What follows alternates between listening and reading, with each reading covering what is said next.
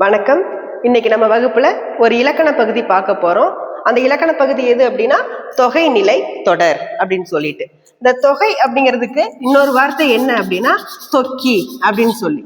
அப்ப இந்த தொகை தொக்கி இது இரண்டுக்குமான அர்த்தம் என்ன அப்படின்னா மறைந்து அப்படின்னு சொல்லி அர்த்தம். சோ இதுல என்ன நம்ம பார்க்கிறோம் அப்படின்னா இரண்டு வார்த்தைகளுக்கு இடையே ஏதோ உருபோ அல்லது சொல்லோ மறைஞ்சு வந்தா அதற்கு பெயர் தான் தொகை நிலை தொடர். இந்த தொகைநிலை தொடர் அப்படின்னு நம்ம பார்க்கும்போது அதோட வகைகள் கண்டிப்பா நம்ம எல்லாருக்குமே தெரிஞ்சிருக்கணும்.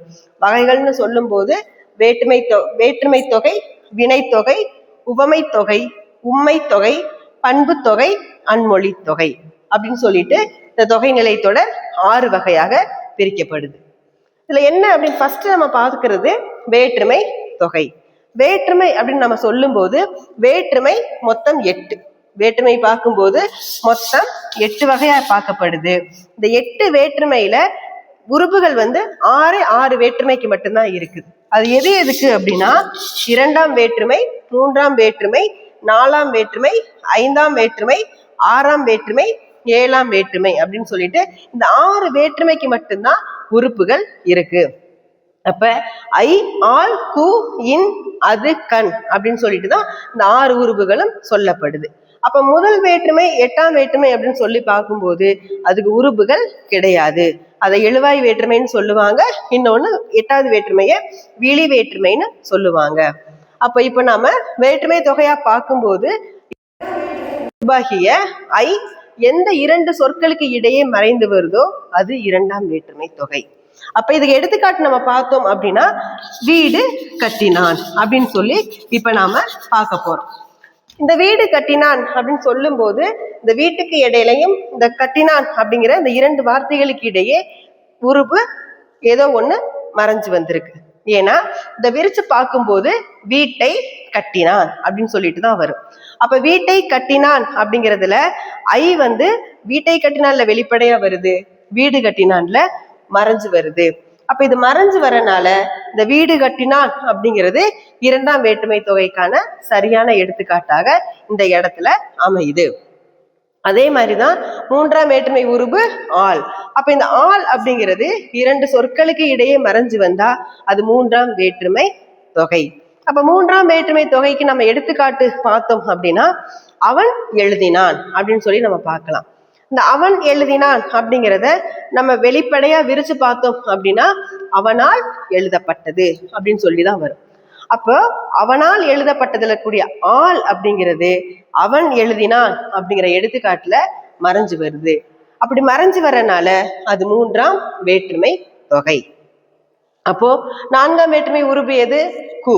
அப்ப இந்த கூங்கிற அந்த உறுப்பு 2 வார்த்தைகளுக்கு இடையே மறைஞ்சு வந்தா அது 4ஆம் வேற்றுமை தொகை.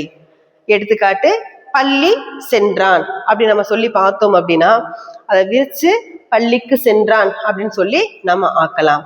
பள்ளிக்கு சென்றான்ல கூ அப்படிங்கிறது வெளிப்படையா வருது, பள்ளி சென்றான்ல மறைஞ்சிருந்துதான் வருது.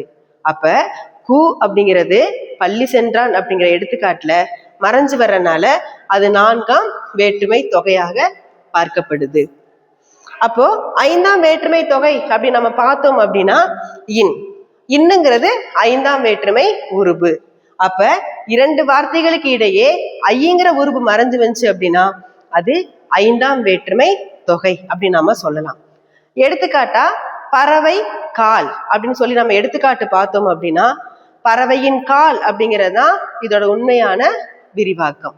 அப்ப பறவை கால்ல இன்னுங்கிற இந்த 5ஆம் வேற்றுமை உறுப்பு மறைஞ்சு வருது. அப்படி மறைஞ்சு வரனால அது 5ஆம் வேற்றுமை தொகையாக ஆக்கப்படுது. அப்போ 6ஆம் வேற்றுமை தொகை கண்டிப்பா நம்ம பார்த்தே ஆகணும். அப்ப 6ஆம் வேற்றுமை உறுப்பு எது? அது அப்படிங்கிறது தான் 6ஆம் வேற்றுமை உறுப்பு. அப்போ 2 வார்த்தைகளுக்கு இடையே அது அப்படிங்கிறது மறைஞ்சு வரணும்.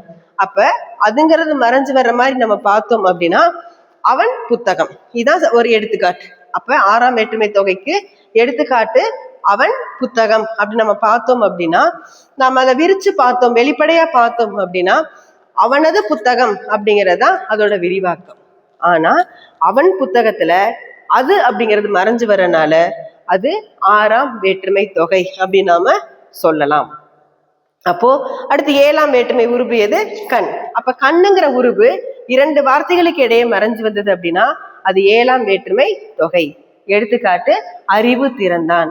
அப்போ இத விரிச்சோம் அப்படின்னா அறிவு கண் திறந்தான் அப்படிங்கிறது தான் இதோட விரிவாக்கம். ஆனா அறிவு திறந்தான்ல கண்ணுங்கிறது மறைஞ்சு வரனால அது 7ஆம் வேற்றுமை தொகையாக பார்க்கப்படுது. இன்னைக்கு வகுப்புல வேற்றுமை தொகை பார்த்து முடிச்சிட்டோம். நன்றி.